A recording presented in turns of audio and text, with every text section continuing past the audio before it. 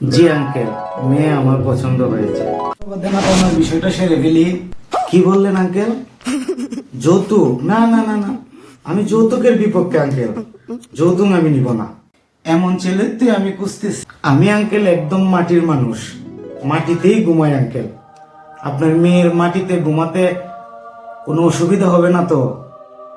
তা তো একটু কষ্ট হবেই। আচ্ছা, আমি না হয় একটা গিফট হিসেবে একটা ডাবল খাটি দিয়ে দিলাম। গিফট দিলে ঠিক আছে আঙ্কেল।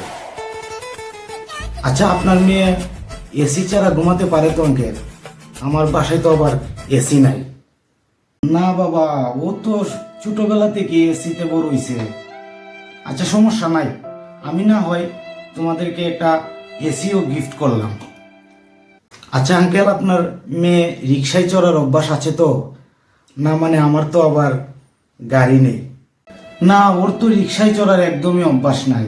আচ্ছা ঠিক আছে বাবা, সমস্যা না, আমি না হয় গিফট হিসেবে একটা গাড়ি দিয়ে দিলাম।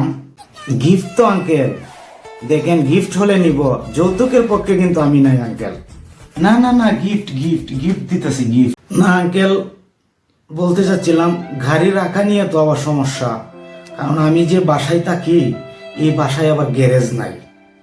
আচ্ছা ঠিক আছে, চিন্তা করো না বাবা, তুমি গ্যারেজ আছে এমন একটা বাসা দেখা আমি তোমাদেরকে একটা ফ্ল্যাট গিফট দিয়ে দিলাম। গিফট হলে ঠিক আছে আঙ্কেল, আমি আবার যৌতুকের বিপক্ষে, আমি আবার যৌতুক নিতে পারবো না। হ্যাঁ বাবা, গিফট গিফট গিফটই দিচ্ছি তোমাদেরকে বাবা। इतनी खुशी, इतनी खुशी।